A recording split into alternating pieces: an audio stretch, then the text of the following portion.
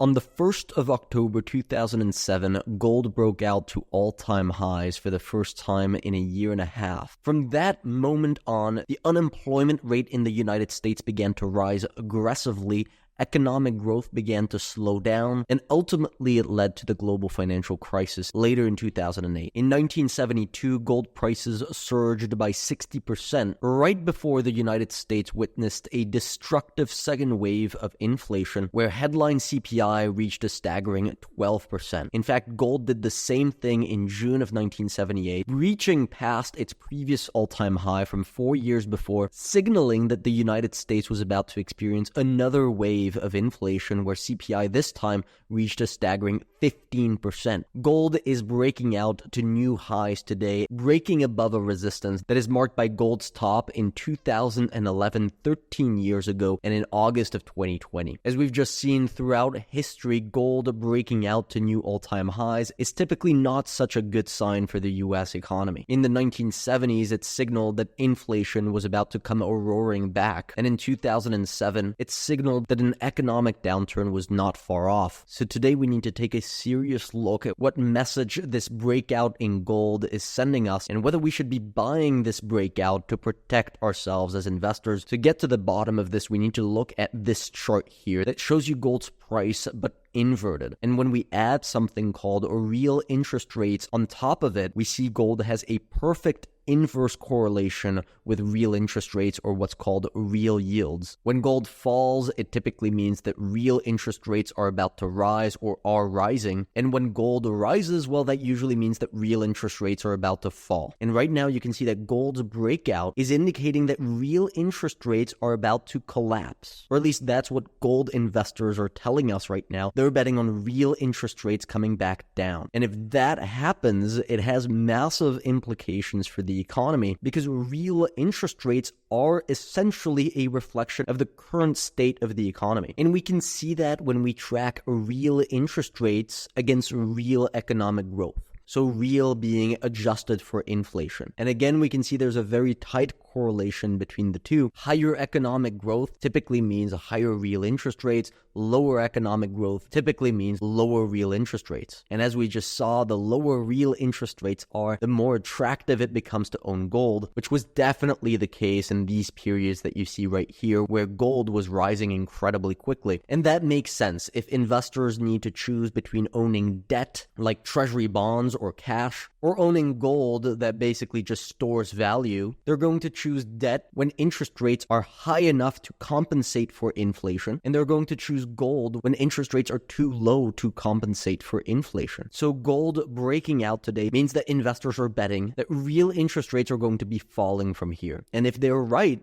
it would mean that economic growth in the United States is going to decline when we adjust it for inflation. So that can mean two things. It could simply mean that the economy is going to decline more than inflation, and so real interest rates are going to go negative just because the economy is weak. This is what happened in 2007. Or it could mean that the economy continues to grow steadily, but that inflation actually begins to come back. And that would still mean that real economic growth is going down and real interest rates are also going down. That is what happened in the 1970s. When we look at inflation in the United States today, some parts of the economy, like services, are still experiencing a 5% inflation rate. That is much higher levels than anything we've seen over the last 40 years, and in fact levels much more comparable to what we witnessed in the 1970s. So there are signs that inflation is stubbornly elevated today, but for now we're not necessarily seeing a pickup in inflation just yet, just that it's still at very high levels. You can see in the 1970s, we clearly saw inflation pick back up, and we can say the same thing for commodity prices. This is an index that tracks the prices of commodities like oil, gas, soybeans, wheat, sugar, and currently they're still at much higher levels than they were at in 2020, right before the pandemic. And when we add the inflation rate on top, we can clearly see that these elevated prices are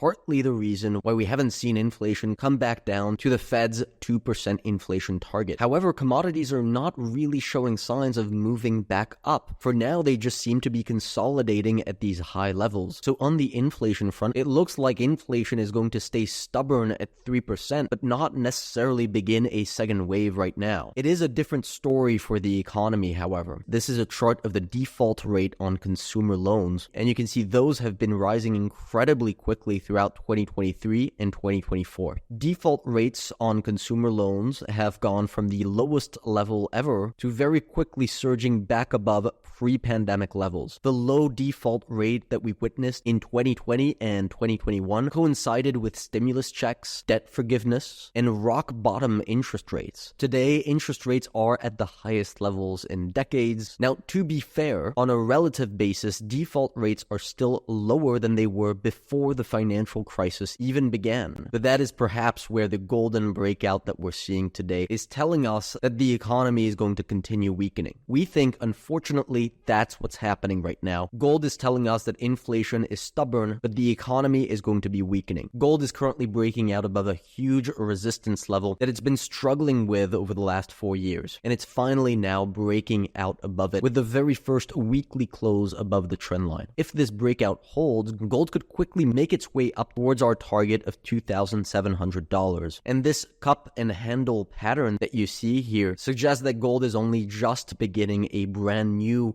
bull market today. Unfortunately, that would spell trouble for the economy or suggest that inflation is making a comeback. If, on the other hand, you see gold coming back below this broken level, that would constitute a false breakout, and that would probably be bad news for gold, but great news for the economy. Back in June of 2019, gold also experienced a massive breakout above a very important technical level. You can see in that instance, the gold bull market was just a straight line up from that point on to August of 2020. That was right before the Federal Reserve began to cut interest rates. So this breakout on gold is happening at the same moment in the monetary policy cycle. The Fed Chair Jerome Powell has just confirmed that the Fed will be cutting interest rates in 2024. That's exactly what fueled the bull market on precious metals between 2019 and 2020. Now, we've exposed ourselves through this breakout in precious metals on our website through silver that's currently flirting with a key resistance that dates back to 2020. We initially started our position on silver back in November